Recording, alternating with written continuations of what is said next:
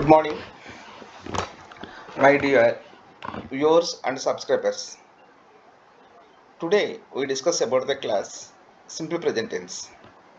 ఈ simple present టెన్స్ని మనం ఏ సందర్భంలో వాడాలి, మనం ఎప్పుడెప్పుడు వాడాలి, దాని స్ట్రక్చర్ ఏంటి అన్నది మనం క్లియర్గా డిస్కస్ చేద్దామండి. ఇది అబిచువల్ యాక్షన్స్, మన అలవాటు ప్రకారంగా జరిగేటువంటి సందర్భంలోని ఫ్యాక్ట్స్, వాస్తవాలు మాట్లాడేటప్పుడు జనరల్ ట్రూత్స్, మనం ఏవైతే నిత్య సత్యాలు అంటే దైనందిక కార్యక్రమంలో జరిగేటువంటి హ్యాబిచువల్ యాక్షన్స్ ఏవైతే ఉన్నాయో అవన్నీ కూడా ఇందులో తెలియజేస్తాము. అండ్ రెగ్యులర్ యాక్షన్స్ అంటే మనకి ప్రతిరోజు రెగ్యులర్గా జరిగేటువంటి యాక్షన్స్ ఏవైతే పనులు ఉన్నాయో ఆ పనులన్నీ కూడా ఉదయం లేచిన కాడి నుంచి రాత్రి ఉపక్రమించే వరకు జరిగే పనులన్నీ కూడా మనం ఈ సింపుల్ ప్రెజెంట్ టెన్స్లో తెలియజేస్తాం అనమాట అండి. దాన్ని ఆ సింపుల్ ప్రెజెంట్ టెన్స్ని రాసే విధానాన్ని స్ట్రక్చర్ అంటారు. దీనికి మనం ఒక స్ట్రక్చర్ అప్లై చేస్తాం. ఏంటి స్ట్రక్చర్ అంటే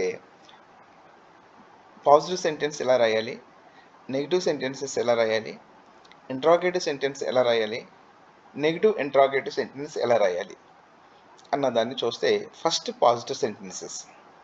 ఈ పాజిటివ్ సెంటెన్స్ వచ్చినప్పటికి మనకి subject plus V1 plus object, subject plus V1 అంటే verb first form plus object and extra words.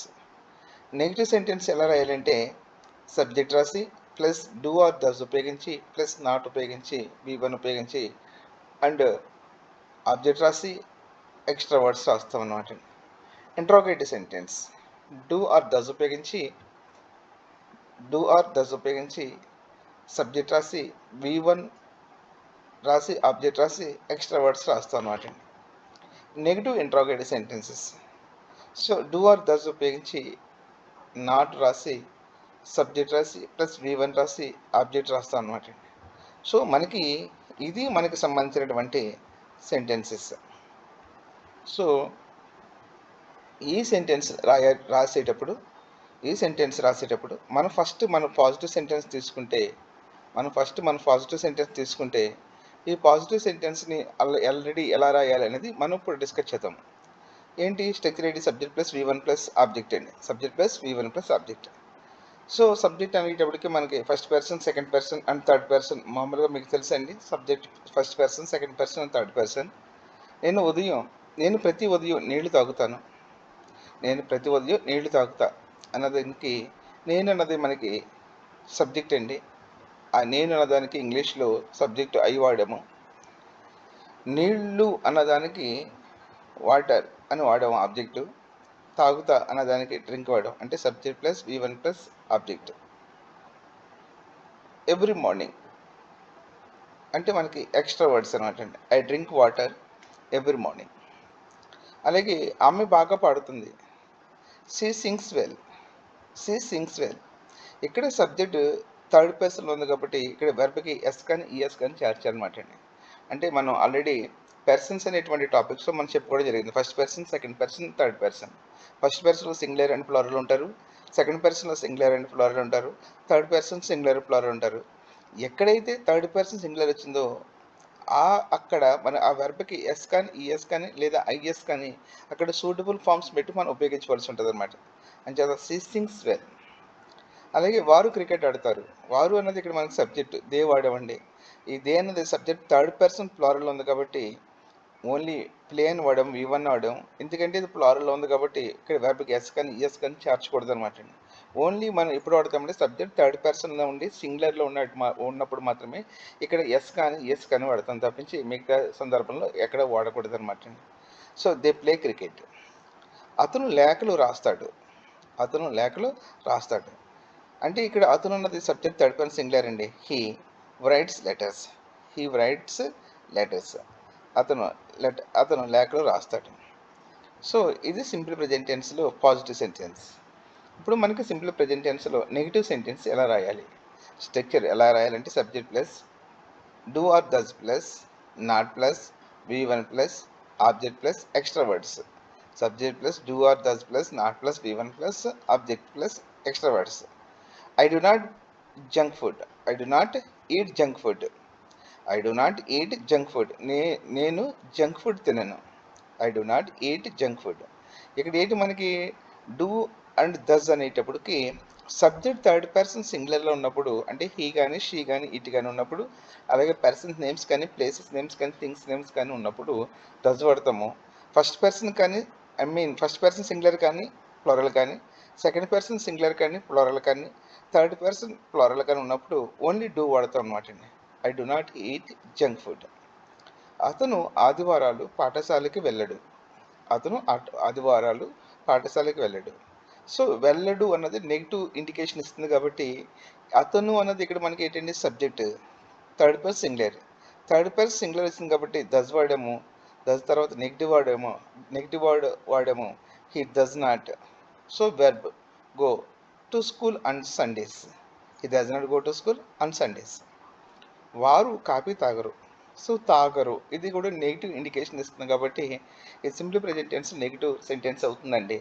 వారు అన్నదానికి దే సబ్జెక్ట్ ప్లరల్లో ఉంది కాబట్టి థర్డ్ పర్సన్ ప్లరల్లో ఉంది కాబట్టి డూ వాడేవండి. They do not drink coffee. అలాగే ఆమె తీపి పదార్థాలు ఇష్టపడదు. She does not like sweets.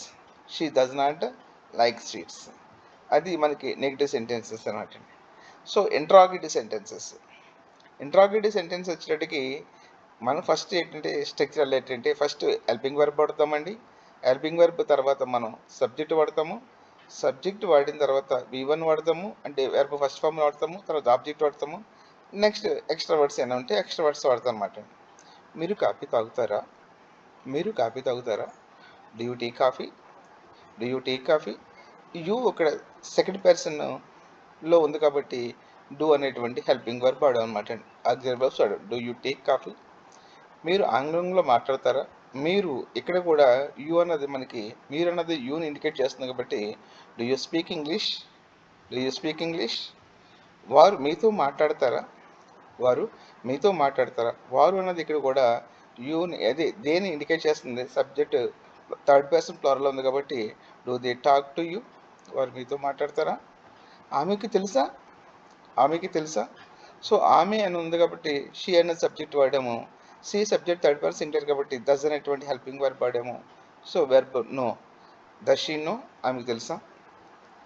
అతను ప్రతిరోజు వ్యాయామం చేస్తాడా? Does he do exercise